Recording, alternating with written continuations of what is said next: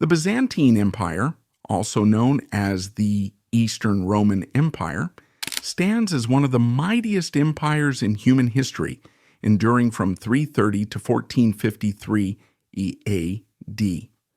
Founded by Emperor Constantine I with the magnificent capital of Constantinople, it preserved ancient Roman heritage, Greek culture, and Orthodox Christianity while amassing a colossal fortune of $1 to $2 billion, adjusted Forbes estimate, through trade, taxes, and conquests. Under Justinian I, 527-565 AD, its territory expanded to 1.5 million square kilometers, with prominent dynasties like Justinian, Heraclian, Macedonian, Komnenos, and Palaiologos facing countless challenges: external invasions, the Iconoclastic Controversy, and the Fourth Crusade. Yet behind the splendor of Hagia Sophia and the Justinian Code lie dark secrets that make Byzantine history incredibly dramatic.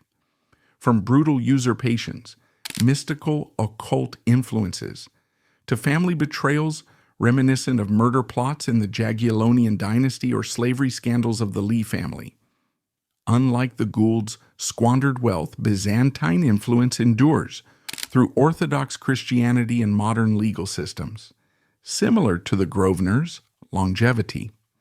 In today's video, we'll dive deep into these hidden secrets, from palace intrigues to supernatural elements that shape the empire. If you're passionate about ancient history, mysteries of the Byzantine Empire, or behind-the-scenes power stories, hit like, subscribe, and turn on notifications so you don't miss out. What's the biggest secret in your opinion? Comment below. From new money to old money. From new money to old money, the early Byzantine emperors' Roman wealth was essentially old money, rooted deeply in the imperial taxes and trade systems inherited from Rome, much like the Umayyad caliphs who amassed their fortunes through similar revenues from vast territories and commerce. This wasn't some flash-in-the-pan wealth. It was a seamless carryover from the Roman fiscal machine honed over centuries, where taxation on land, trade, and citizens kept the coffers full, and commercial networks spanned from Europe to Asia. Picture this. In the Roman days, taxes were collected meticulously, from land holdings to head counts on people, and even customs duties on goods moving through ports and roads. The Byzantines didn't reinvent the wheel. They tweaked it to fit their Eastern world, making sure every solidas, that shiny gold coin introduced by Constantine himself, stayed stable and reliable for trade. This old money vibe meant the emperors could fund massive armies, build grand structures, and keep the empire humming along, even when threats loomed from every direction. But the real magic was in how this wealth evolved, adapting to the Eastern Empire's unique challenges and opportunities, turning it into a resilient powerhouse that lasted over 1,000 years. It wasn't just about hoarding gold.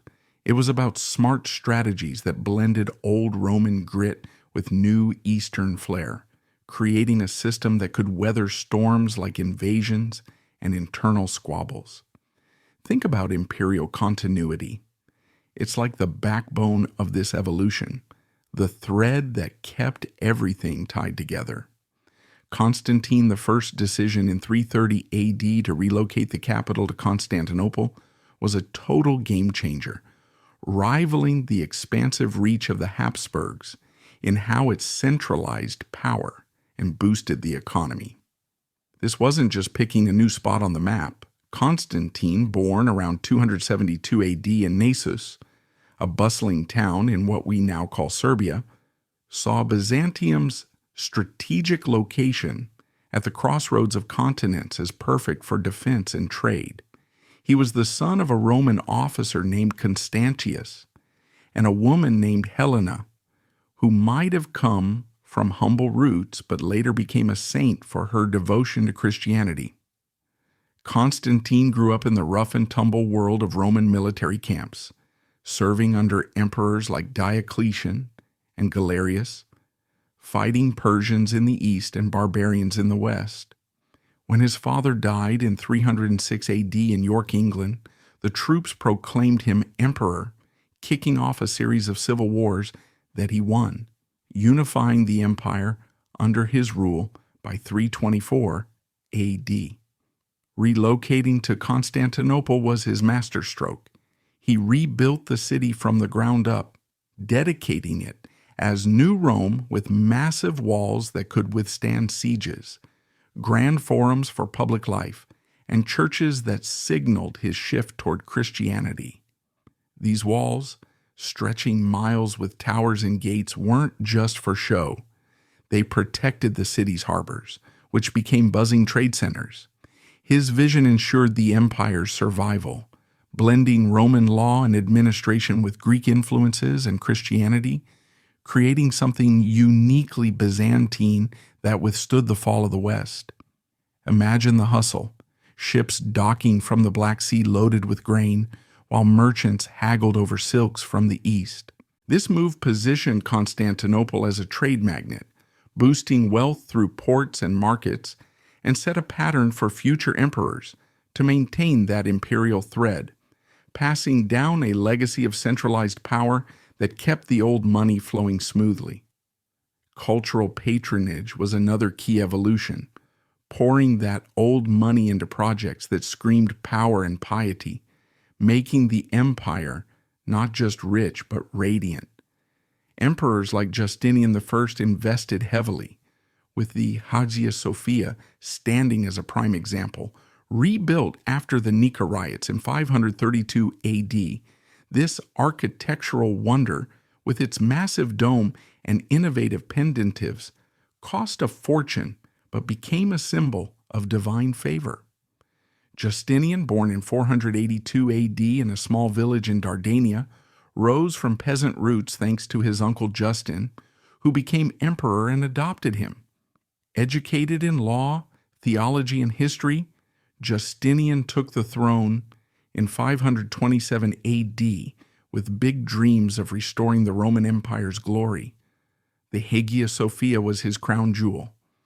After riots destroyed the old church, he hired brilliant architects like Isidore of Miletus and Anthemius of Tralles to create a dome that seemed to float on light, spanning over 100 feet and held up by clever engineering that directed weight through arches and pendentives. Imagine walking inside, the shimmering mosaics inside, gold leaf catching the light from 40 arched windows, depicting biblical scenes that inspired awe and reinforced imperial might, making visitors feel like they were in heaven on earth. It wasn't cheap. It cost 20,000 pounds of gold, draining the treasury, but employing thousands of workers, from marble cutters to mosaic artists, stimulating the economy. And then there's the Macedonian Renaissance, a burst of art and learning from the 9th to 11th centuries, echoing the Whitney family's museum endowments in how it preserved and showcased beauty. Under dynasties like the Macedonians, emperors revived classical texts, funded illuminated manuscripts with vivid illustrations, think pages glowing with gold ink, detailed drawings of saints and emperors, and built monasteries like Hosios Lukas, where frescoes and mosaics flourished with emotional expressions, showing weeping Marys and stern Christs that tugged at the heartstrings. These weren't just pretty investments. They legitimized rule by linking the emperor to divine approval, educated the elite through universities and libraries, and projected cultural supremacy, turning wealth into enduring soft power that influenced generations. It was like saying, we're not just conquerors, we're the guardians of civilization, drawing in allies and inspiring loyalty across the empire. Marriages were a clever twist in this evolution, forging alliances that expanded influence without always drawing swords, like a smart chess move on the geopolitical board.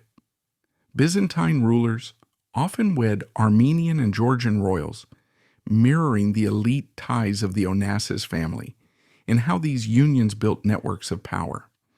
Armenia and Georgia, with their rugged mountains and strategic positions, were key buffers against Eastern threats, and marrying into their noble families brought in new territories, troops, and loyalty, strengthening borders in the Caucasus and blending bloodlines for stability.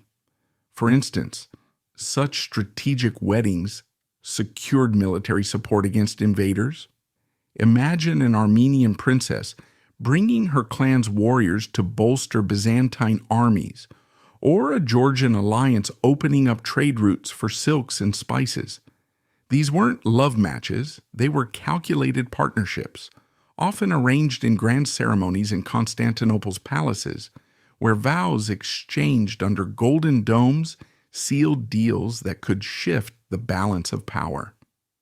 Emperors like Manuel I, Komnenos in the 12th century, married into Western families too, but the Eastern ties were crucial for evolving that old Roman wealth into a more interconnected Eastern dynasty, weaving a web of kinship that amplified the empire's reach and resources, turning potential enemies into family and ensuring the flow of tribute and trade. Trade wealth, though, was the true engine driving this evolution, monopolizing the Silk Road to control exotic goods like silk and spices, rivaling the Hearst media empire in dominance over a vital industry. Constantinople buzzed as a global hub, with merchants from China to Europe converging in its markets, haggling under the shadow of the city's mighty walls, while the Black Sea ports facilitated northern routes, linking to rivers that carried furs and amber from the Rus. This monopoly kicked off under Justinian when monks smuggled silkworm eggs from China in the mid-6th century, hidden in bamboo staffs, allowing the Byzantines to produce their own silk in state-run factories, breaking Persia's hold and turning it into a luxury export dyed in imperial purple, reserved for the elite. Taxes on imports at 10% swelled the treasury. Think customs officials inspecting caravans loaded with cinnamon, pepper, and ivory, collecting dues that funded everything from armies to aqueducts. Picture the grand bazaar-like scenes, stalls overflowing with shimmering fabrics that whispered of distant lands, aromatic spices filling the air with scents of clove and nutmeg, turning economic control into a golden stream that sustained the empire's grandeur. This trade not only filled coffers, but fostered cultural exchanges, with Byzantine coins found as far as India, making the empire indispensable in the medieval world economy. However, religious and military crises were constant shadows hanging over this prosperity, contesting legitimacy like the Doheny family's teapot dome stigma that tarnished reputations and eroded trust. The Iconoclastic Controversy sparked by Leo III in the 8th century banned religious images, dividing society and sparking riots as people clashed over whether icons were holy or idolatrous.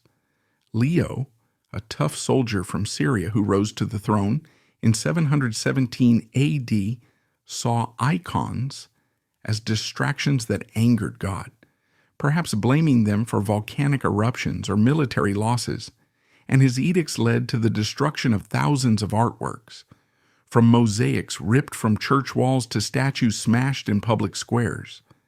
This split families, monks, and even the church hierarchy, with patriarchs resigning and popes in Rome condemning the policy, straining ties with the West. Meanwhile, relentless Arab sieges like the massive one in 717 to 718 AD, repelled by Leo using Greek fire, that mysterious flaming liquid shot from ships that burned on water, drained resources, with armies of up to 80,000 besiegers starving outside Constantinople's walls, while the city held out thanks to Bulgarian allies and clever tactics.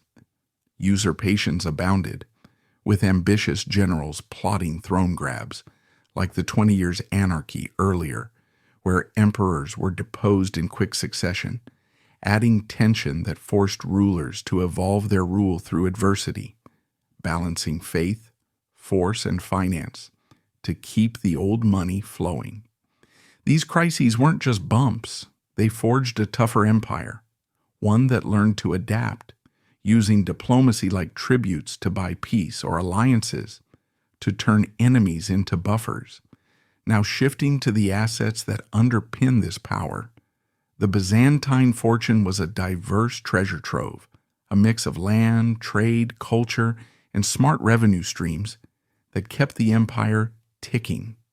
Imperial lands formed the core, palaces in Constantinople, like the Great Palace with its opulent throne rooms adorned with mosaics and sprawling gardens, filled with fountains and exotic birds, were lavish centers of government where emperors held court and plotted strategy.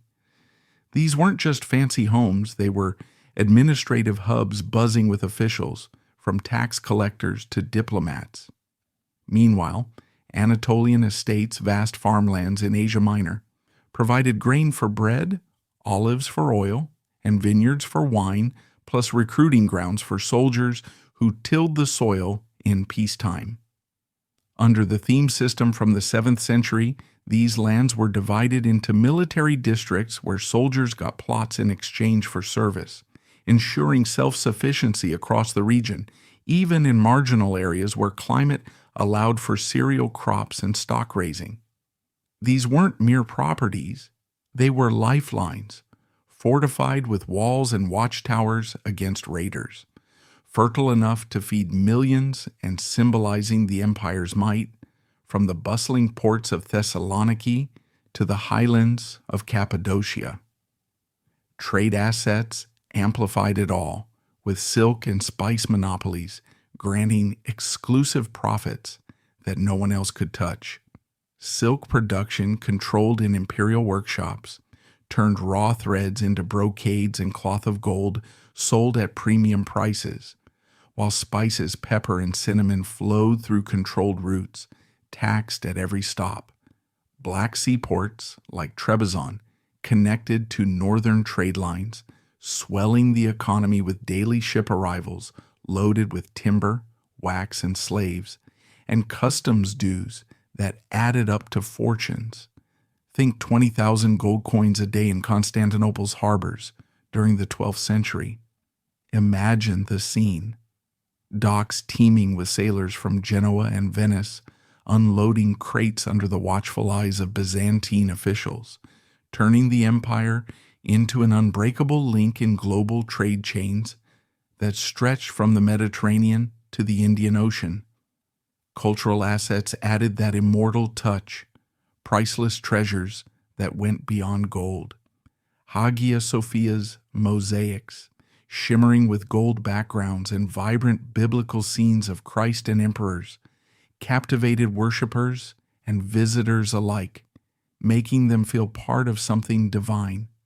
Illuminated manuscripts, hand-copied books with the intricate illustrations and calligraphy on vellum, preserved ancient wisdom from Plato to the Bible, often decorated with miniatures showing daily life or holy stories in vivid colors and gold leaf. These were more than art. They were tools of propaganda, spreading Byzantine influence through beauty and knowledge, gifted to allies or used in churches to inspire devotion and loyalty. Revenues kept the machine running smoothly, drawn from a sophisticated system of imperial taxes on land, trade, and even heads. Everyone paid their share, from farmers to merchants, plus tributes from vassal states paying for protection or alliance, like the hefty sums from the Abbasids or Bulgarians to avoid war.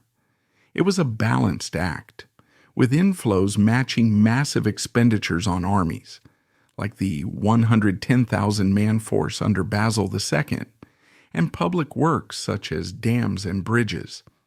Annual income could hit millions of gold coins, with surpluses stored in the treasury for rainy days. Unlike the Vanderbilts' squandered estates lost to wild spending and bad bets, Byzantine assets fell to the Ottoman conquest in 1453, a cataclysm where palaces were looted of their treasures, gold plates, jewels, and relics carted off, lands overrun by Mehmed II's armies, and up to 30,000 people enslaved or killed. Constantinople's walls, breached by massive cannons, saw the great palace stripped bare and estates in Anatolia seized. Yet the cultural legacies echoed on, much like the Mellon family's trusts that keep funding arts today, with Byzantine mosaics, manuscripts, and architectural marvels inspiring the world long after the gold was gone. Think how Hagia Sophia still stands, a testament to that enduring spirit.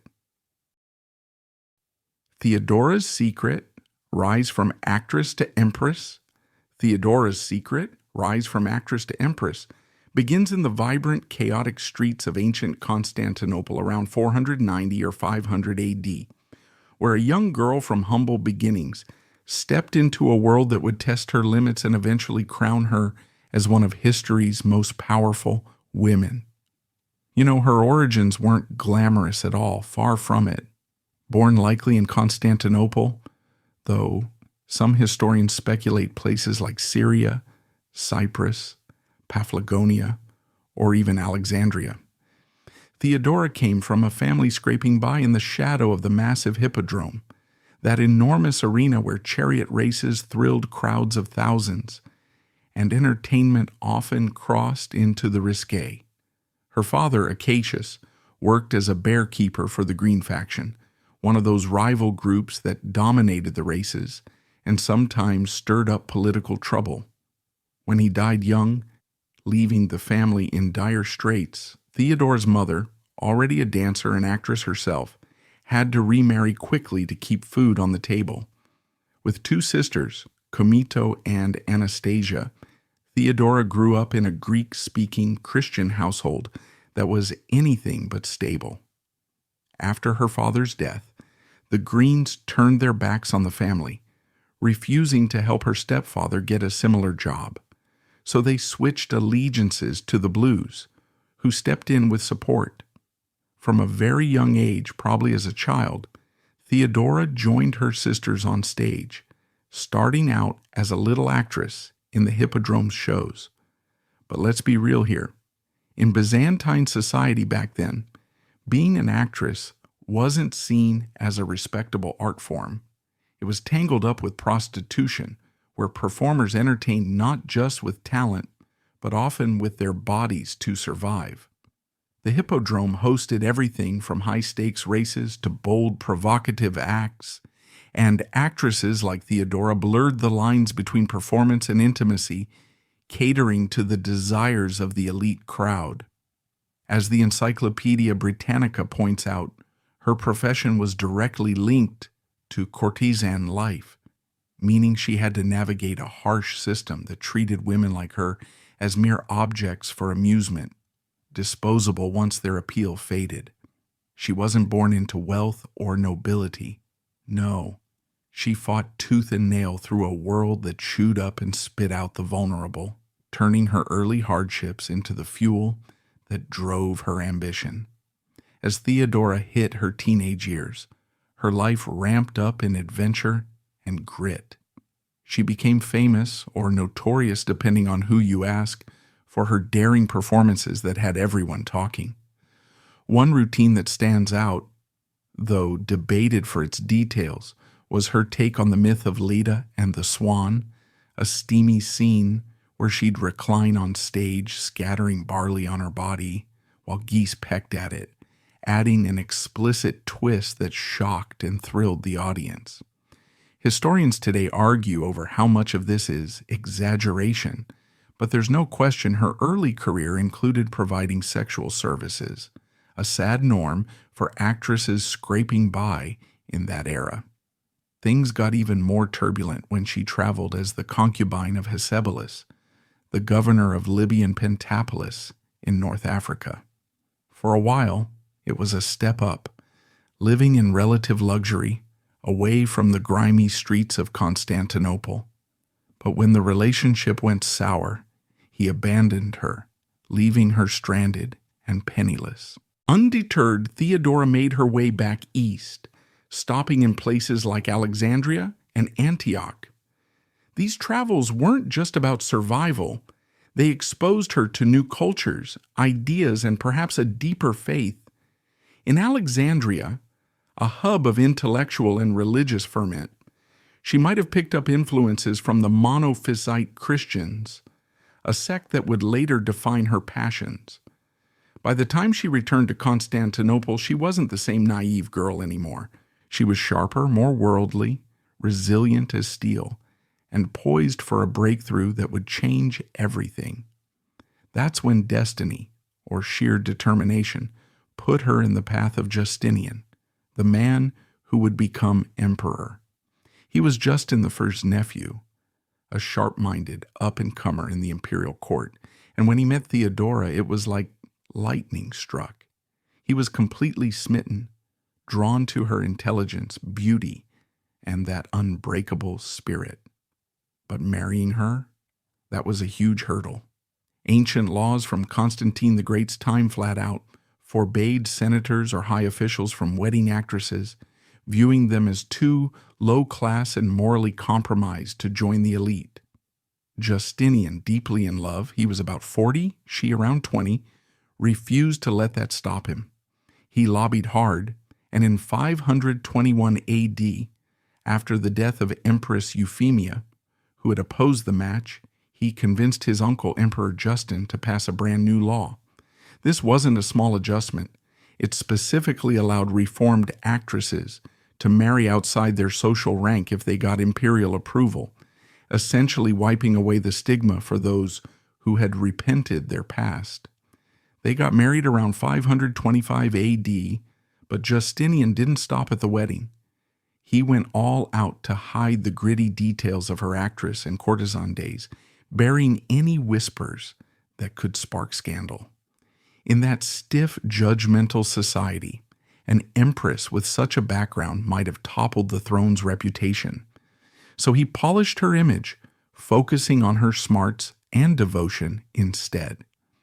It's a lot like Grace Kelly's story, the dazzling Hollywood actress who traded the silver screen for a crown when she married Prince Rainier of Monaco in 1956. Grace had her own steamy secrets, rumored flings with co-stars like Clark Gable during Mogambo, Bing Crosby in High Society, and even a passionate affair with fashion designer Oleg Cassini, who was married at the time, not to mention Ray Milland while filming Dial M for Murder. Those Hollywood whispers were hushed up tight to fit the fairy tale princess narrative for the conservative Grimaldi family. Just like Theodora, Grace bridged two worlds with her charm and grace, but both had to airbrush their past indiscretions to secure power and prestige, embodying that classic rags to riches arc where yesterday's scandals become tomorrow's strengths.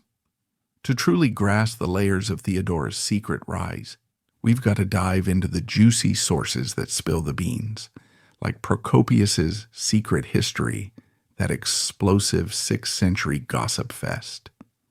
Procopius was Justinian's official court historian, penning polished works like The Wars and the Buildings that sang praises of the emperor's conquests and grand projects. But in The Secret History, written around 550 AD and discovered centuries later, he flips the script, unleashing a vicious takedown. He brands Theodora, a shameless temptress who started prostituting before she even hit puberty, performing outrageous acts on stage and off, servicing endless clients with an insatiable appetite. He claimed she hosted wild banquets where she'd take on multiple men at once, boasting about her stamina and even complaining when exhausted. Procopius goes wild with details, saying she exposed herself in ways that shocked even the jaded crowds, using her body as a tool for survival and pleasure. Is it all true? Well, probably pumped up with exaggeration because Procopius had serious grudges against the regime, maybe feeling snubbed or disillusioned by their policies. Scholars today see it as a mix of fact and fiction. The core stuff, like her hippodrome roots, courtesan status, and the law tweak for marriage, lines up with other records. But the over-the-top smut? That's likely his way to smear her as a tyrant. Still, it matches bits from contemporaries like John of Ephesus, who called her from the brothel, tying back to her acting days. And then there's Justinian's own legal reforms for clues. In his Codex Justinianus from 529 to 534 AD, he broadened women's rights, banning forced prostitution, improving divorce terms so wives could keep dowries, and boosting inheritance for daughters. These changes scream influence from Theodora's rough past. She wasn't just hiding it. She was using it to lift up women who'd been in her shoes, reshaping Byzantine law to make society a bit fairer for the underdogs. Now let's stack Theodora's story against other historical firecrackers, like the Borgia family's Lucretia and her marriage messes. Lucretia Borgia, born in 1480 as the daughter of Pope Alexander VI, and his mistress Venosa Catini, got shuttled into alliances that stank of scheming and scandal. Her first hubby, Giovanni Sforza, in 1493, was ditched after 4 years when the Sforzas lost favor. The annulment hinged on bogus impotence claims, but gossip swirled about non-consummation or darker secrets. Then Alfonso of Aragon, her second, got murdered in 1500, supposedly by her brother Cesare, who strangled him after a savage beating. Lucretia's third tie, to Alfonso d'Este in 1501, finally brought some peace, but the rumors never quit. Incest with Cesare, poison plots with that infamous ring, affairs galore. Like Theodora, Lucretia's so-called hidden origins, illegitimate birth, family killings, alleged immorality, were twisted or buried to prop up power. Both got slammed with vice accusations to tear them down, yet they pulled strings from the shadows. Lucretia hosting artists in Ferrara, while Theodora shaped empires, framing Theodora's epic as the courtesan who became Empress Nails, that dark fairy tale vibe where grit meets glory. Once hitched, she wasn't arm candy. She co-ruled like a boss. Crowned Augusta in 527 AD alongside Justinian's ascension, she sat in on councils, pushing anti-corruption oaths where officials swore to both rulers. In the 532 AD Nika riots, when blues and greens united, torching half the city and crowning Hypatius Emperor, Justinian panicked and prepped to bolt. Theodora? She stood tall, declaring, "For one who has reigned, it's intolerable to be a fugitive. May I never be deprived of this purple robe." Her words fired him up. He unleashed generals Belisarius and Mundus, slaughtering over 30,000 in the hippodrome, executing Hypatius despite pleas, some say at her urging. She rebuilt churches, spearheading Hagia Sophia's grand redo after the fires, and founded the Metanoia convent, freeing 500 prostitutes from brothels with gold and shelter. Though Procopius griped she locked them up, driving some to suicide jumps, but others, like John Malalas, hailed it as liberation from slavery. Her matchmaking game was top tier. Sister Comito to General Citus, niece Sophia to future Emperor Justin II, weaving family into power. Religiously, as a staunch monophysite, believing Christ had one nature, she butted heads with Justinian's Chalcedonian two-nature view, sheltering leaders like Severus of Antioch and Anthimus in the palace for years. Anthimus, hidden 12 years post-excommunication. She housed hundreds of persecuted monks in Hormisda's palace, once causing a floor collapse from the weight. She outfoxed Justinian by delaying Chalcedonian missionaries to Nobatai in Africa, ensuring their Miaphysite conversion, and meddled in papal affairs, ousting Pope Silverius in 537 A.D. for Vigilius, a puppet. Theodora's family held secrets too. An illegitimate daughter from pre-Justinian days married off to a relative of Emperor Anastasius. Tying into dynasties, Procopius spun tales of an illegitimate son, John, stashed away, but that's shaky. Vindictive side?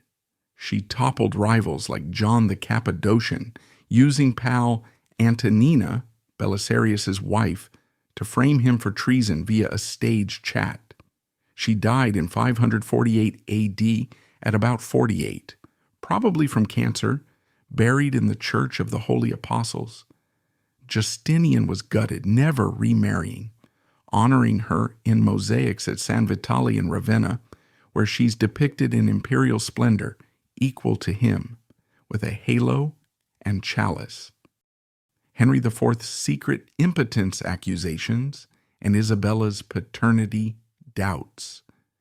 Henry IV's secret impotence accusations and Isabella's paternity doubts unfold in the turbulent world of 15th century Castile, where a king's most intimate weaknesses became weapons in a battle for the crown, sparking rumors that question the bloodline of one of history's greatest queens, Isabella I. These weren't just passing whispers in the palace halls.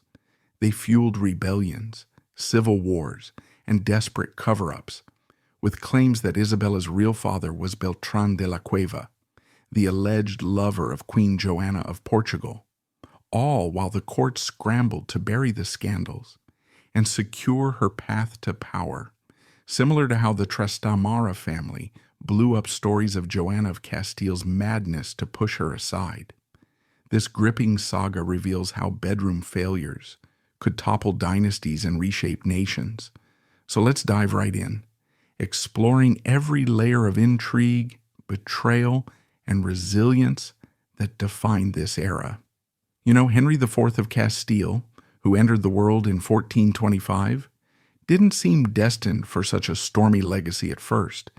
He was the only son of King John II of Castile and his first wife, Maria of Aragon, growing up in a court filled with the usual royal education, learning to ride, fight, and navigate politics. But when he inherited the throne in 1454 at age 29, after his father's death, things quickly unraveled. His rule was marked by what many saw as feeble governance. He doled out favors to a select few nobles, ignoring broader alliances, which bred resentment and sparked constant uprisings from those who felt sidelined. The real explosive issue, though, was the barrage of impotence accusations lobbed at him by angry aristocrats, turning his personal life into a political battering ram to erode his credibility. These charges weren't pulled from thin air. They traced back to his ill-fated first marriage to Blanche II of Navarre in 1440, when he was barely 15 years old. That wedding was all about diplomacy, sealing a truce between Castile and Navarre, with Blanche bringing a substantial dowry, including lands Castile had seized in earlier conflicts. It sounded promising on paper: a young king, a princess bride, and peace in the kingdom. But as the years ticked by without any children, the silence in the royal nursery grew deafening. After 13 barren years, the pressure boiled over, and in 1453, Bishop Luis Vázquez de Acuña stepped in to annul the marriage, citing Henry's sexual impotence as the core reason, even suggesting it stemmed from some mysterious curse or enchantment that plagued their union. This wasn't a quiet dissolution. It involved humiliating examinations and testimonies. To make matters worse, Pope Nicholas V himself weighed in, granting a papal dispensation that explicitly mentioned Henry's condition, paving the way for him to wed again. Henry tried to defend himself, insisting that whatever affliction he had was specific to Blanche alone, some sort of bewitchment that didn't affect his abilities elsewhere. To back this up, prostitutes from Segovia were brought forward to swear under oath that they had intimate relations with him, proving he could perform just fine outside his marriage. But the damage was done. Chroniclers like Alfonso de Palencia, who harbored no love for Henry, ripped into him, accusing him of outright despising Blanche, plotting affairs behind her back, and prioritizing his inner circle over his queenly duties. This whole ordeal branded him with the mocking moniker Henry the Impotent, a label that didn't just sting personally, it corroded his entire reign, making him look weak and unfit in the eyes of his subjects and rivals, ultimately tainting everything from his policies to his posterity. Things only got more complicated when Henry gave marriage another try in 1455, tying the knot with Joanna of Portugal, the sister of King Afonso V. Since they were cousins, they needed special papal permission to proceed, and the talks dragged on, perhaps because those impotence rumors were already making the rounds and raising eyebrows in diplomatic circles. Joanna didn't come with a dowry, which was unusual for such a match, and from the outset their relationship was fraught with tension. For 7 agonizing years no children arrived, which only amplified the gossip about Henry's supposed shortcomings. Some courtiers even murmured about possible homosexuality, pointing to his unusually tight bonds with male favorites who seemed to hold more sway than the queen. Then, in 1462, Joanna finally gave birth to a daughter, named Joanna after her mother, and you'd think that would silence the critics. But no, the celebration was fleeting. The nobles, already boiling over Henry's habit of showering privileges on figures like Beltran de la Cueva, the charismatic first Duke of Albuquerque, seized the moment to strike.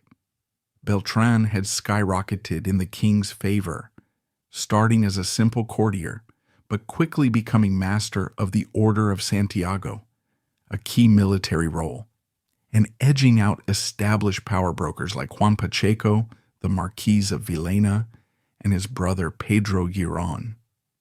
The rumors ignited like wildfire. This baby Joanna wasn't Henry's at all, but the product of an affair between Queen Joanna and Beltran.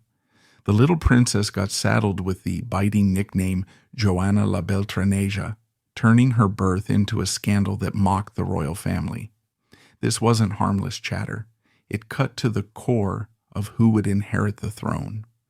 If Henry truly was impotent, as the nobles insisted, how could he possibly have fathered a child? And Queen Joanna's reputation for extramarital escapades didn't help. Later in life, she'd bear 2 more children with Pedro de Castilla y Fonseca, the nephew of Bishop Alonso de Fonseca, confirming her willingness to stray. These doubts didn't stop at the infant princess. They spilled over to question Isabella I's paternity as well.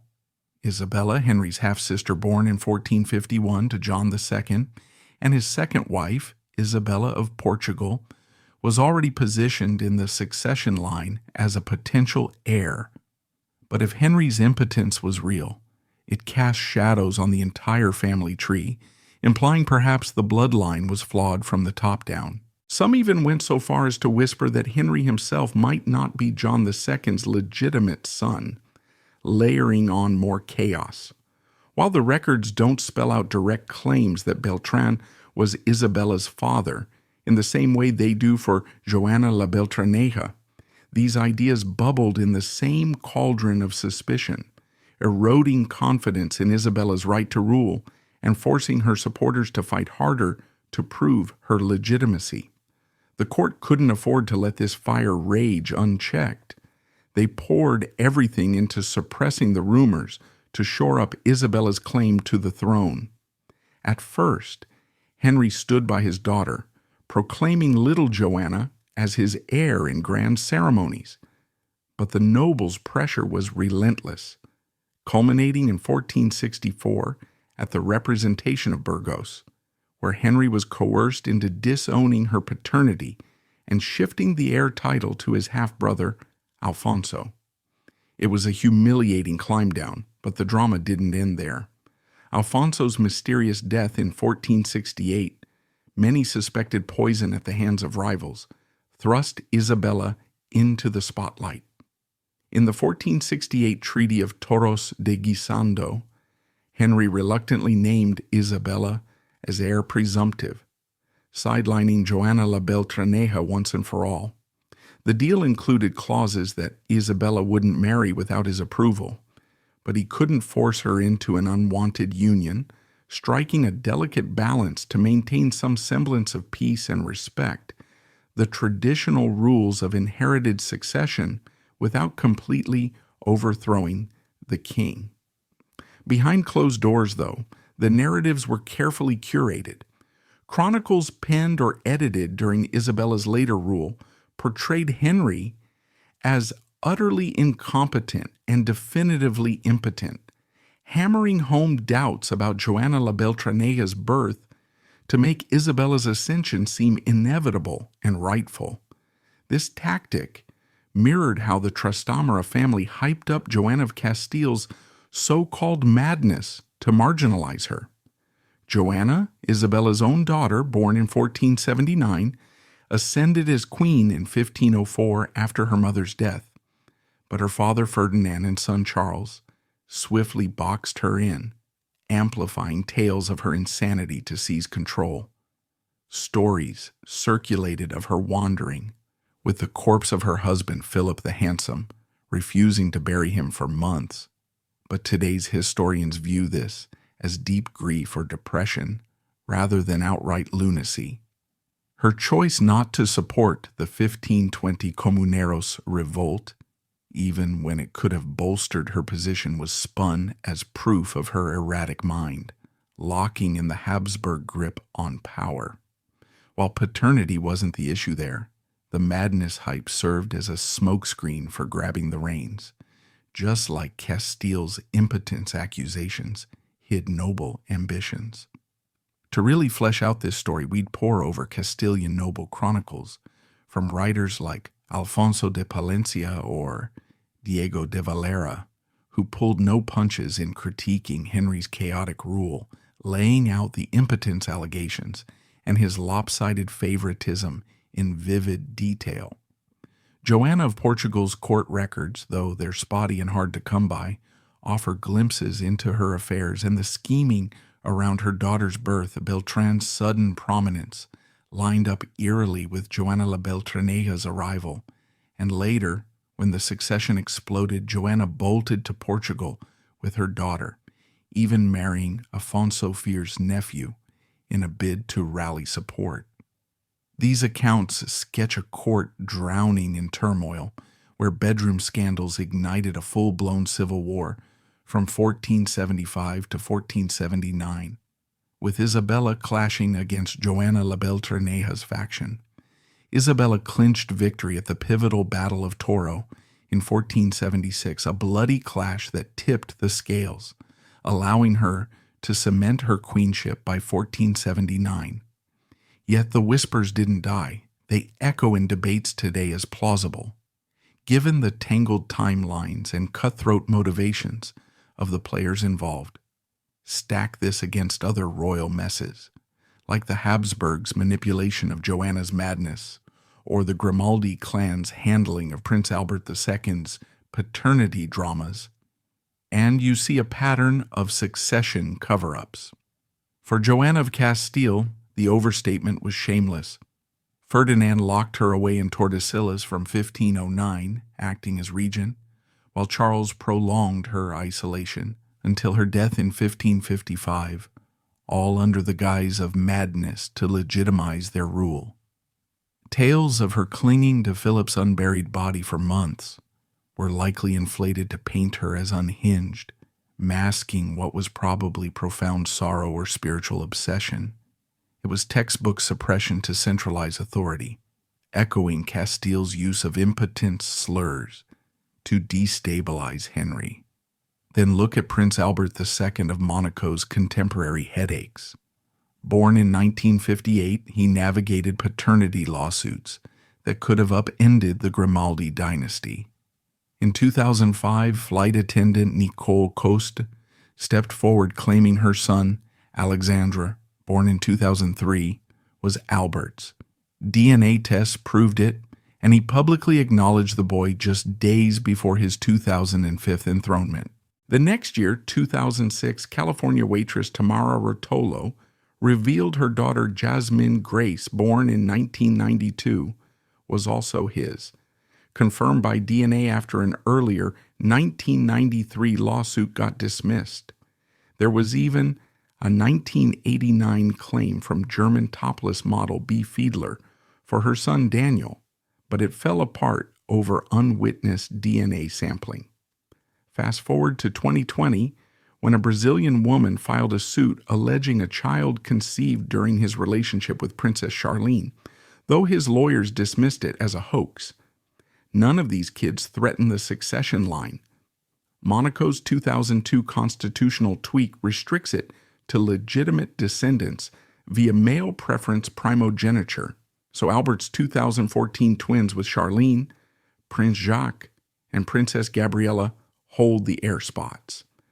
Before them, his sister, Princess Caroline, was the presumptive heir, per the 1918 Franco-Monegasque Treaty that could hand Monaco back to French protection without clear successors. Were there cover-ups? The scandals burst into the open, but Albert spun the narrative through careful public statements, much like ancient courts managed rumors to preserve stability in the royal facade, framing this whole ordeal as the impotence that questioned Isabella's blood really highlights the high-stakes theater. Henry's personal shortcomings weren't isolated. They were dynamite that blew up dynastic certainties.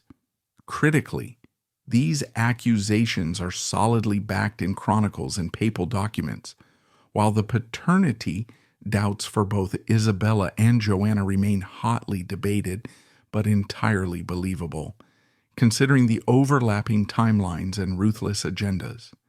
X posts throwing around wild ideas like the occult connections or vague paternity hints fall flat. There's no solid backing, just empty speculation. Searches dig up intriguing historical nuggets, but no thorough explorations of those paternity specifics, underscoring how these tales thrive on ambiguity. The secret poisoning of Prince Juan of Asturias. The secret. Poisoning of Prince Juan of Asturias centers on a young royal whose sudden death at just 19 years old in 1497 left Spain reeling and sparked enduring rumors of foul play, with whispers that rivals poisoned him to crush his emerging pro-Jewish sympathies that could have softened the harsh edges of his parents' inquisition.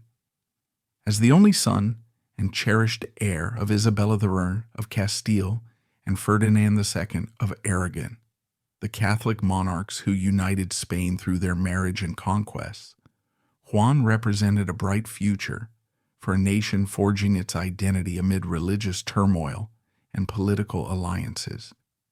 His life was one of privilege, mixed with fragility, and his untimely end, officially blamed on consumption, the era's term for tuberculosis, was hastily accepted by the court to avoid any messy investigations that might expose cracks in the royal facade, much like how the Romanovs shrouded the brutal 1918 execution of their hemophiliac son, Alexei, in layers of denial and hidden graves to prevent myths of survival from undermining their new regime.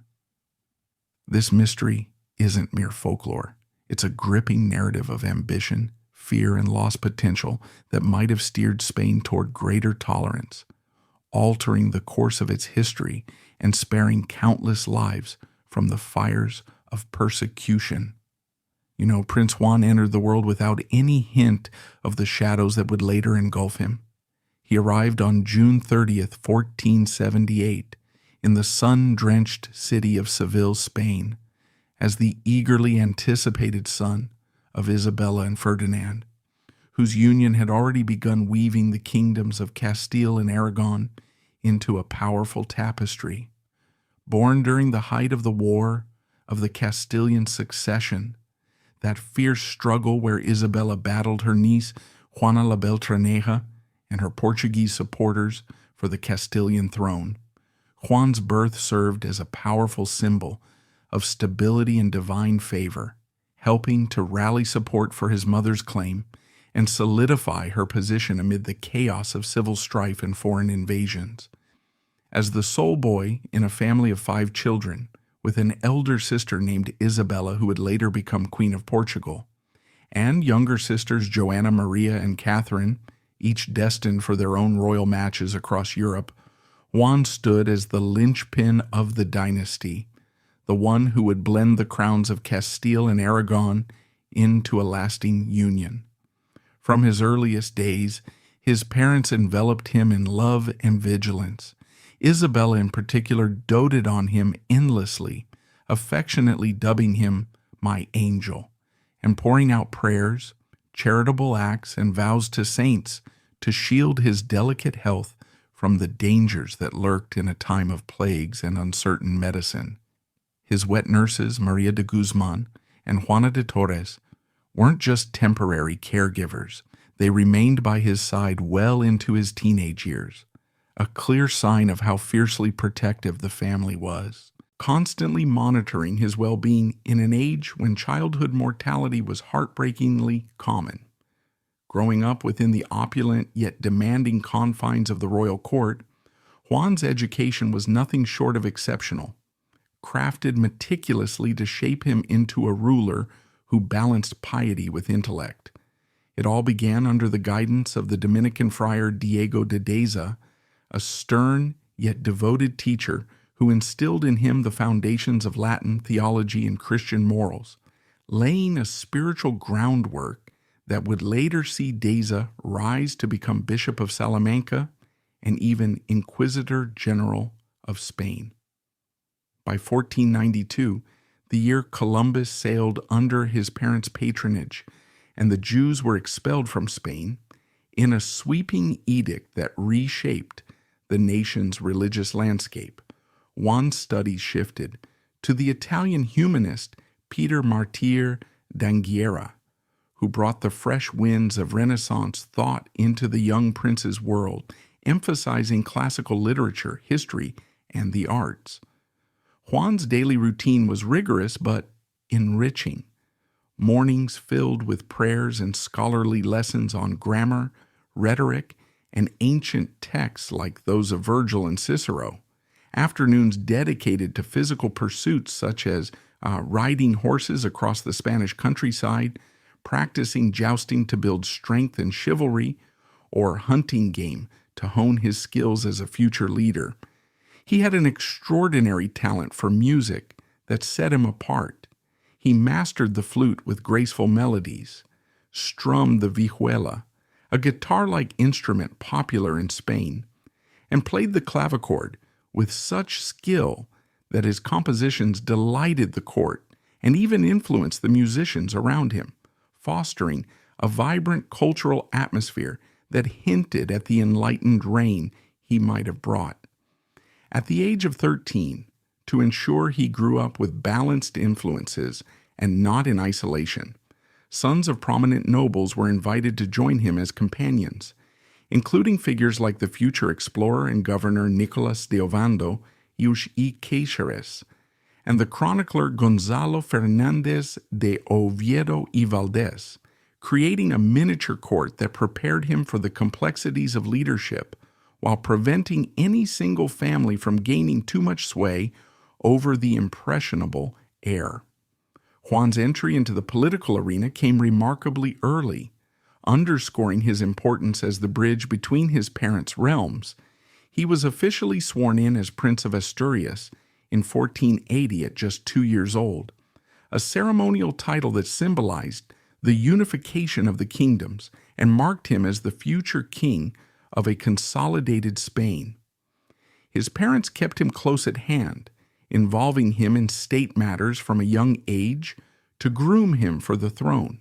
But they were always plotting strategic marriages to forge alliances and secure the borders against threats like France's ambitions in Italy. Early discussions floated potential brides such as Catherine of York from England, Anne of Brittany from France, or Catherine of Navarre, but none materialized amid shifting geopolitics. By 1495, with French forces menacing Naples, a key Aragonese holding, Ferdinand orchestrated a masterful double alliance with Holy Roman Emperor Maximilian I. Juan would marry Archduchess Margaret of Austria, Maximilian's daughter, while Juan's sister Joanna wed Archduke Philip the Handsome, Maximilian's son, creating a web of Habsburg ties to counter the French. The wedding to Margaret took place on April 3, 1497, in the majestic Burgos Cathedral, a spectacular event delayed by stormy weather, but bursting with tournaments, feasts, and celebrations that showcase Spain's grandeur. Though arranged for political gain, Juan and Margaret formed a genuine bond, falling deeply in love and sharing a passionate connection that alarmed the court physicians, who worried it might strain Juan's already fragile constitution. They honeymooned in the scholarly city of Salamanca, but Juan's health prevented him from attending his sister Isabella's wedding to Manuel I of Portugal in September, a sign that something was amiss. His condition deteriorated rapidly, high fever, overwhelming weakness, and Ferdinand hurried to his bedside, arriving just in time to witness the heartbreaking end. On October 4th, 1497, Juan breathed his last at 19, officially succumbing to tuberculosis or consumption, a disease that ravaged many in that era with its relentless coughs and wasting away. Yet contemporaries like his tutor, Peter Martyr d'Anghiera, suggested the passionate exertions of his marriage might have played a role, though that's more speculation than fact. In a poignant touch, his faithful dog Bruto whimpered at the deathbed, refusing to leave the coffin during the vigil. A loyalty that touched Isabella so deeply, she kept the animal by her side for the rest of her life, as a living reminder of her lost son. But the story takes a darker turn here, as contemporary rumors surge that Juan had been poisoned by rivals who dreaded the pro-Jewish leanings he was developing, policies that could have dismantled the rigid framework of his parents' Inquisition and reversed the tide of intolerance sweeping Spain. Isabella and Ferdinand had issued the 1492 Alhambra Decree, expelling Jews who wouldn't convert and forcing conversos, those who did, to live under suspicion, their lives scrutinized by inquisitors hunting for secret practices. Juan, shaped by humanist tutors like Peter Martyr, who defended conversos against baseless accusations, showed signs of a more compassionate approach, sympathizing with the plight of these new Christians and hinting at a tolerance that threatened the powerful nobles and church officials profiting from the expulsions and seizures of Jewish property. Whispers in the court suggested he might ease conversions, allow some returns, or curb the Inquisition's excesses, making him a mark for those vested in the status quo. To quash any uproar, the court promptly declared his death as consumption, sidestepping an investigation that could reveal poisons like arsenic, which mimicked the disease's symptoms with its slow, debilitating effects. High fevers, stomach agony, and blackouts that didn't quite align with a straightforward illness. This rush to close the book echoed the Romanovs' elaborate cover-up of Alexei's 1918 execution. The hemophiliac Tsarevich, Nicholas II's only son, was gunned down with his family by Bolsheviks in Yekaterinburg's Ipatiev house cellar, but the Soviets burned and buried the bodies in secret, dissolving remains in acid to erase evidence and prevent the family from becoming martyrs or inspiring rescue legends. For years, imposters claimed to be Alexei or his sisters, fueling survivor myths until 2007 DNA tests confirmed the grim reality, showing how official narratives can mask murder to maintain control and rewrite history. To probe this further, we'd examine Salamanca court records from 1497, the site of his final days, or surviving medical notes for clues to poisoning, perhaps notations of unusual symptoms like rapid organ failure or metallic taste that arsenic victims reported, a toxin favored for its subtlety in an age before autopsies were routine. Historians still argue over the cause. Some point to overwork from his new marriage, or even smallpox outbreaks in the region. But the poisoning rumors endure in letters, diaries, and envoy reports from the time, unproven yet stoked by the cutthroat politics, where enemies lurked in every shadow. This tragedy draws stark parallels to the Borgia's Juan murder in the same year, 1497, a case of dynastic elimination that cleared paths for ambitious kin. Giovanni Borgia, the second Duke of Gandia and Pope Alexander VI's beloved son, was brutally stabbed 9 times. His throat slit, and his body tossed into Rome's Tiber River on June 14th after a family dinner. Suspects were plentiful, his brother Cesare seething with jealousy over their father's favoritism and eager to ditch his cardinal robes for military glory. The Orsini family, bitter rivals after a fragile truce shattered, and Giovanni's campaigns against them, or Cardinal Ascanio Sforza, nursing grudges from recent quarrels over power and lands. The Pope launched a frantic investigation, mourning wildly with 120 torches at the funeral after the body was fished from the river, but he abruptly halted the probe after a week, perhaps to shield family secrets or avoid escalating feuds. Like Prince Juan, Giovanni's death opened doors for others. Cesare stepped into the spotlight as Captain General, mirroring how Juan's demise shifted Spain's fate to his sister Joanna and the Habsburgs. Another chilling comparison is the Windsor family's rumored euthanasia of Edward VII in 1910, where mercy blurred into dynastic necessity. The king, weakened by chronic bronchitis and a series of heart attacks after years of heavy smoking and indulgence, collapsed on May 6th at Buckingham Palace. His physician, Lord Dawson, administered fatal doses of morphine and cocaine, as revealed in Dawson's 1986 published notes, to hasten a peaceful end and time the announcement for the morning papers, ensuring dignity and a smooth handover to George V amid Edward's scandals with mistresses like Alice Keppel. While framed as natural causes publicly, this act protected the monarchy's image during a turbulent period, much like Juan's consumption label shielded the Catholic monarchs from probes that could expose internal enemies. Or consider the Romanovs' grim handling of Alexei's fate in 1918, when the 13-year-old Tsarevich, plagued by hemophilia that caused agonizing bleeds from simple bumps, was executed alongside his family in Yekaterinburg by Bolsheviks under Yakov Yurovsky. Shot in the cellar, his body, protected momentarily by gem-sewn shirts, was finished with bayonets and bullets, then dissolved in acid, burned and buried secretly in the Koptiaki forest to erase traces and quash hopes of restoration. The Soviets denied the killings for years, fostering imposter tales like those of Alexei Clement's, until 2007 DNA tests on discovered remains confirmed the family's end, highlighting how cover-ups sustain power by controlling the story. Framing Juan's saga as the poisoned heir who could have changed Spain captures the heartbreak. He was the vital link uniting Castile and Aragon, and his survival could have ushered in a kinder era. Sidestepping Joanna's Habsburg marriage, that dragged Spain into foreign entanglements.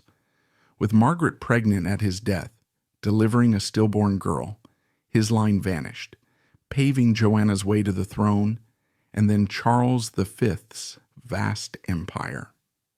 If Juan's pro-Jewish inclinations, nurtured by tutors like Peter Martyr, who advocated for conversos, had flourished, Spain might have seen reforms easing the 1492 expulsion's pain, reducing Inquisition horrors, and fostering a more inclusive society, potentially averting the loss of Jewish talent that enriched rivals like the Ottomans. Ferdinand's secret Treaty of Blois with France. Ferdinand's secret Treaty of Blois with France reveals a master of political chess at work, where one Aragonese king dared to flip alliances overnight, trading Italian soil for a fragile peace and a chance at a new heir, all while blindsiding his Habsburg partners, who thought they had his back. This 1505 pact with France's Louis XII, where Ferdinand essentially gifted away any lingering claims on Naples to end a grueling war, wasn't just a diplomatic footnote. It was a bold betrayal of Emperor Maximilian I, kept under tight wraps to fend off a Habsburg explosion that could have unraveled family ties and sparked fresh battles. The whole thing played out like a high-stakes thriller, hushed up to protect Ferdinand's regency in Castile after Isabella's death, much like how Britain's King George V in 1917 yanked back an asylum offer to his cousin Tsar Nicholas II and the Romanovs, fearing it would ignite domestic chaos and topple his own throne. Let's break this down step by step from Ferdinand's early days to the treaty's sneaky rollout and its ripple effects, because this story isn't just about old kings. It's a timeless lesson in how leaders bend rules, break promises, and reshape maps when the crown's on the line. Ferdinand II of Aragon didn't pop out of nowhere as this wily strategist. He was born on March 10, 1452, in the town of Sos del Rey Católico in Aragon, the son of King John II of Aragon and his second wife, Juana Enriquez, who came from a noble Castilian family. His childhood was no fairy tale.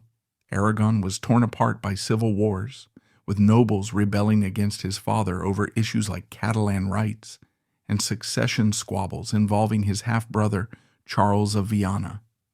Ferdinand learned early on to navigate treachery. By age 9, he was already titled Prince of Gerona, and he spent his teens fighting in battles, honing skills in warfare and diplomacy that would define him. His big breakthrough came at 17 with his secret marriage to Isabella the Marne of Castile on October 19, 1469, in Valladolid, a union arranged against the wishes of her half-brother King Henry IV, blending Aragon and Castile into a powerhouse that kicked off Spain's unification. Together they conquered Granada in 1492, ending centuries of Muslim rule on the Iberian Peninsula, sponsored Christopher Columbus's 1492 voyage that opened the Americas to European exploration and navigated the complex web of European alliances.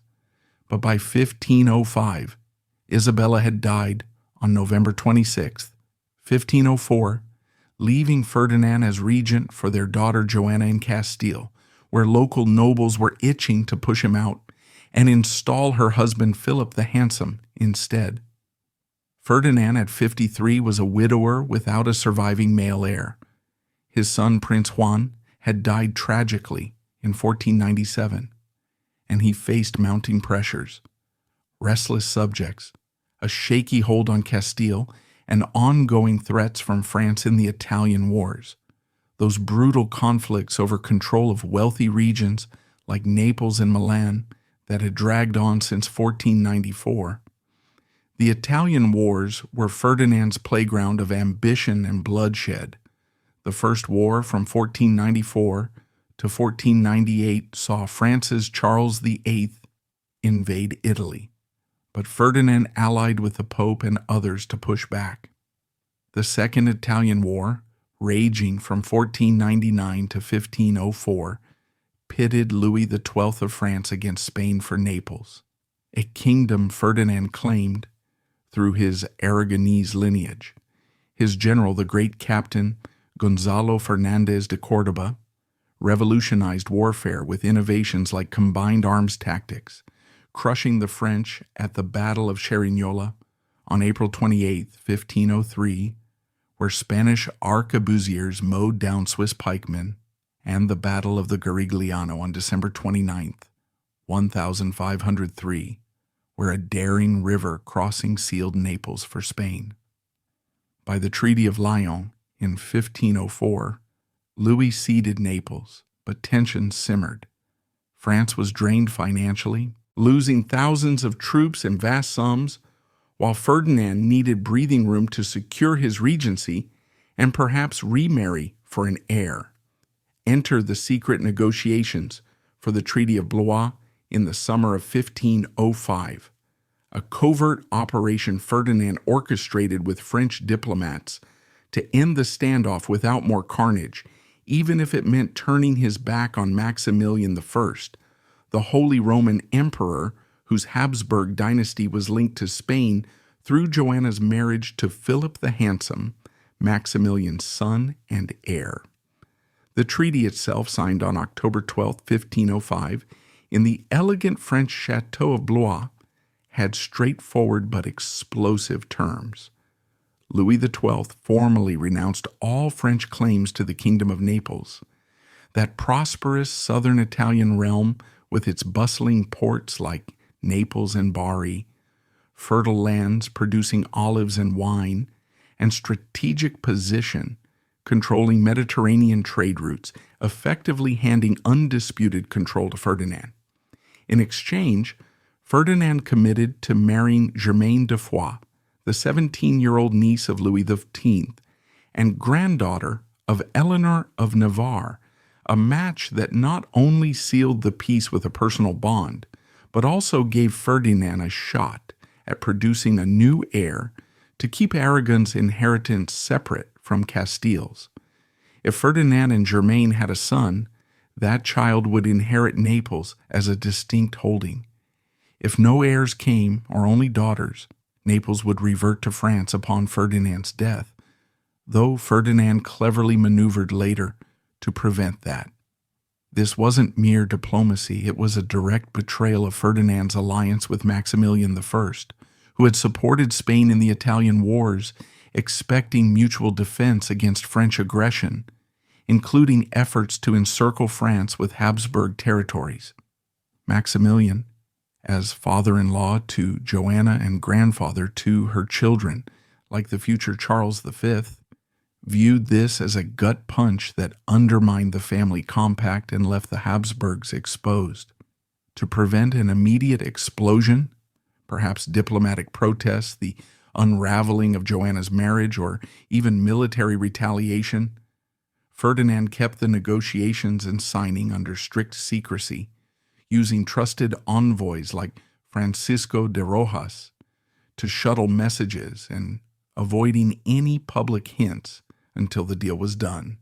He announced it only after ratification, framing the marriage as a romantic choice rather than a political bargain, dodging the Habsburg backlash that could have destabilized his regency and ignited fresh conflicts. This hush-hush approach mirrored other historical cover-ups, like King George V of Britain's Saxe-Coburg and Gotha dynasty in 1917, who initially approved asylum for his first cousin, Tsar Nicholas II, and the Romanov family through Foreign Secretary Arthur Balfour, as the Russian Revolution boiled over. But fearing Britain's war-exhausted public, labor strikes, and growing Republican sentiments that saw the autocratic Romanovs as symbols of tyranny, George pressured his government to withdraw the offer, leaving Nicholas and his family to execution by Bolsheviks in Yekaterinburg on July 17, 1918. George expressed private regret in letters, lamenting the fate of poor Nicky, but prioritized his throne's survival over family loyalty, keeping his role quiet to avoid outrage from relatives and subjects, just as Ferdinand's silence protected his position from Habsburg fury. To truly dissect this secret treaty, we'd examine French diplomatic archives from the period, such as those housed in the Archives Nationales or the Bibliothèque Nationale de France, where Louis XII's letters and dispatches outline the nitty-gritty negotiations. Ferdinand's firm demands for Naples' full recognition to end the war's drain on resources, Louis's counter-offer of Germain's hand to forge a blood tie, and agreements on mutual defense against common foes like the Republic of Venice, which was eyeing Italian territories. Ferdinand's personal correspondence, preserved in Spain's Archivo General de Simancas, or the Royal Archive in Barcelona, lays bare his motivations: concern over French revanchism, seeking revenge for Garigliano, the urgent need for peace to redirect forces toward conquering North African strongholds like Oran in 1509, and his longing for a new heir to ensure Aragon's autonomy if Joanna's mental fragility or her Habsburg husband's ambitions derailed the succession. These records emphasize the treaty's clandestine nature. No lavish summits or public fanfare, just discreet messengers and encrypted notes to evade interception by Maximilian's spies scattered across Europe. Historians continue to debate the betrayal's severity. Ferdinand and Maximilian had sparred over Italian spoils before, like during the 1504 Treaty of Lyon, where Ferdinand grabbed Naples.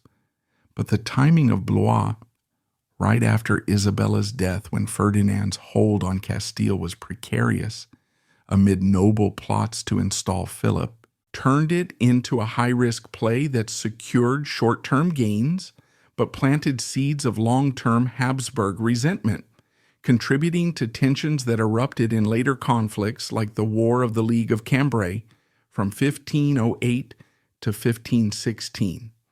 Compare this to other infamous covert betrayals, like those of the Hohenzollern dynasty's Wilhelm II and his secretive naval maneuvers that frayed Europe's fragile peace.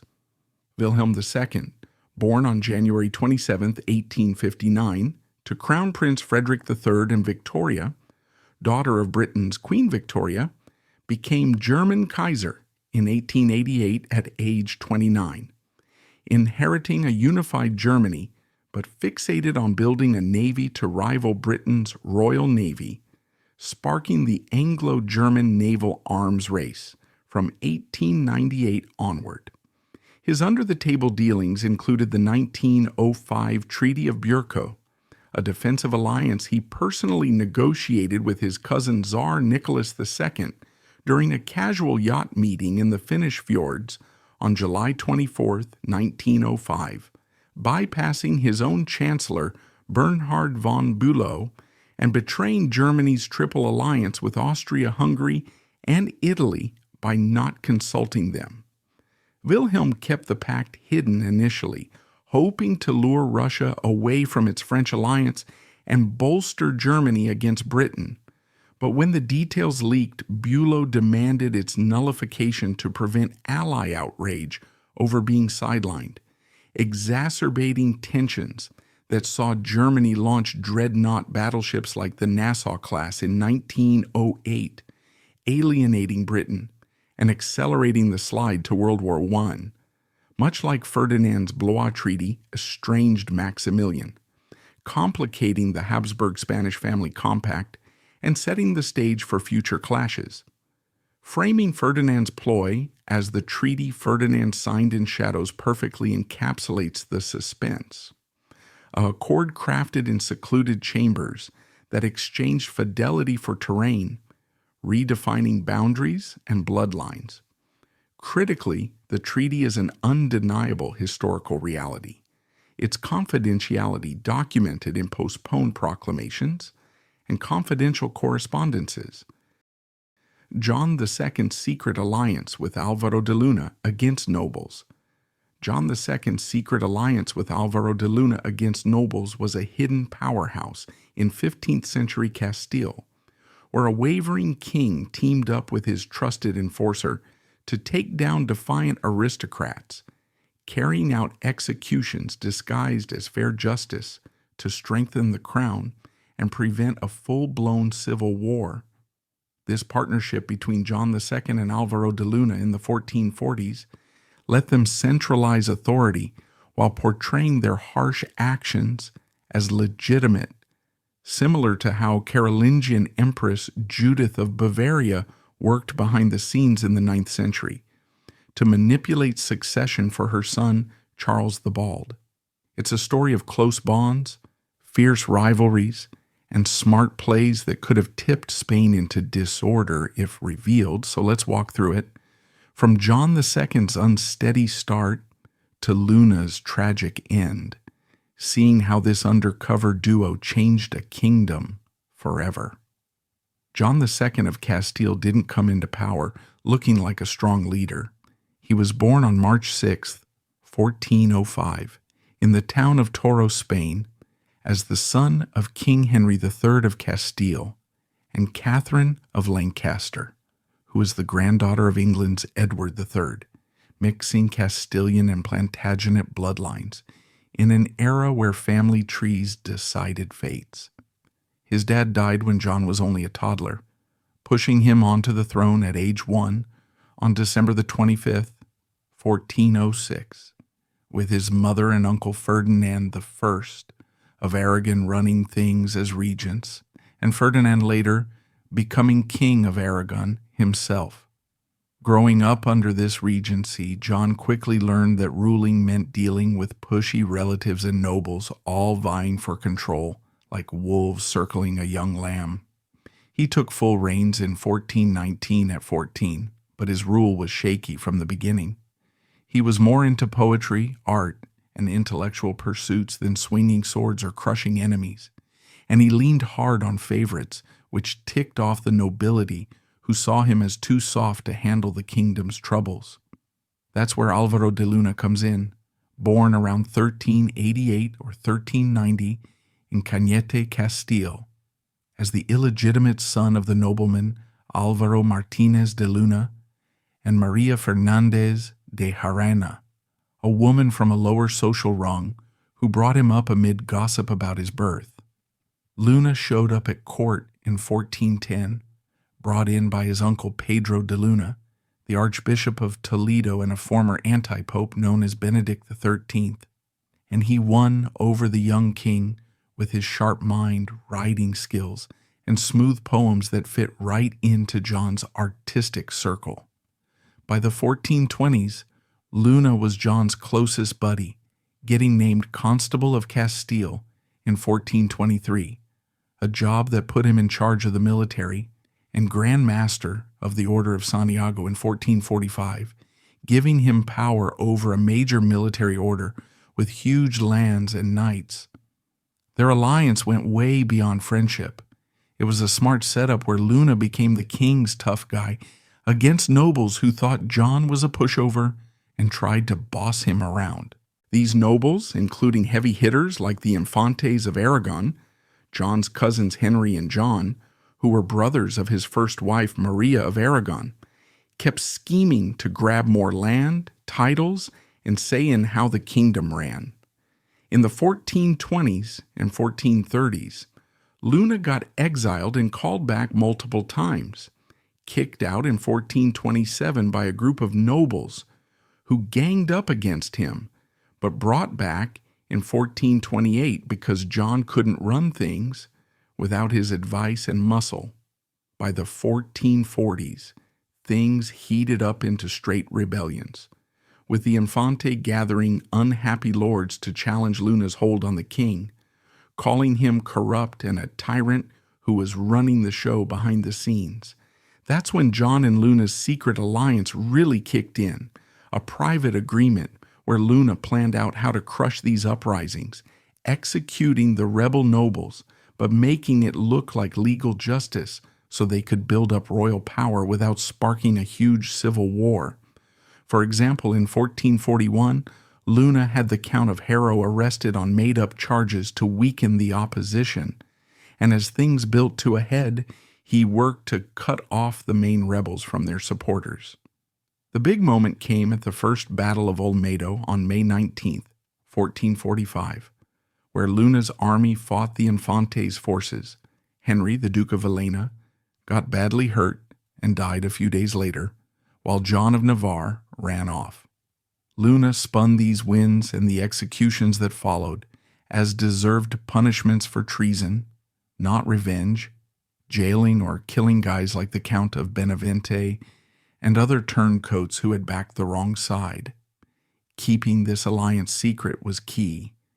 If everyone knew how tightly John and Luna were coordinating these takedowns, it could have rallied even more nobles to join the fight, turning local clashes into a countrywide mess. Instead, they hid how deep their planning went, showing the moves as the king's even-handed rulings, dodging the civil war that was right on the edge if the alliance's hard edge came out. This setup was a lot like what Carolingian Empress Judith of Bavaria did in the 9th century, secretly pulling strings to change the succession for her son Charles the Bald. Judith, born around 797 to Count Welf of Bavaria, married Emperor Louis the Pious in 819 after his first wife's death, and she used her spot close to the emperor to push for Charles to get a larger piece of the empire, going against the 817 Ordinatio Imperii that split lands equally among Louis's older sons, Lothair, Pepin, and Louis the German. Her schemes, like teaming up with courtiers and taking advantage of Louis's religious guilt trips during his public penitences for sins, set off rebellions in 830 and 833, where the older sons overthrew their dad twice, throwing accusations at Judith of cheating and witchcraft to knock her down. She went through trials like swearing oaths of innocence and short exiles, but came back stronger, finally locking in Charles's share in the 843 Treaty of Verdun that divided the empire into 3 kingdoms. She kept her moves under wraps to stop the family from totally falling apart, just like John II's hidden pact with Luna made noble crackdowns look like fair law to keep the peace. To get a fuller picture of this alliance, we'd look at Castilian execution records from the 1440s, like those in national archives or old chronicles that lay out the trials of rebels after Olmedo, showing how Luna set up the courts to make the killings seem legit, or the transcripts from Luna's own 1453 trial, where the nobles flipped the script and charged him with the same abuses he'd used on them, with witnesses spilling details on how the alliance worked. These bits highlight things like Luna's hold on the royal seal for official orders and John's total reliance on him, with executions presented as protecting the crown from traitors. Compare this to the Umayyads' poisoning of Hassan in 670, where Caliph Muawiyah supposedly set up the murder of Hassan ibn Ali, the Prophet Muhammad's grandson and Ali's son, to clear the way for his son Yazid to take over. Hassan, who'd given up the caliphate in 661 to stop a civil war, got poisoned by his wife Jada bint al-Ash'ath, tempted by Muawiyah's promises of gold and a marriage to Yazid. Hassan suffered terrible symptoms, black vomit, gut pain, for 40 days before dying, and his death got passed off as a regular illness to stop his followers from rising up, letting the Umayyads solidify their rule, but kicking off the Second Fitna rebellion. It's like how John and Luna used secrecy to take out threats without starting open fights, or take Bush's part in Iran-Contra in the 1980s, where as vice president under Ronald Reagan, George H.W. Bush got tangled in the scandal of selling arms to Iran to fund the Nicaraguan Contras, going against Congress's Boland Amendment that banned it. Bush sat in on key meetings in 1985 about the arms sales, knew about Oliver North's plan to divert the money, but said he was out of the loop during the investigations.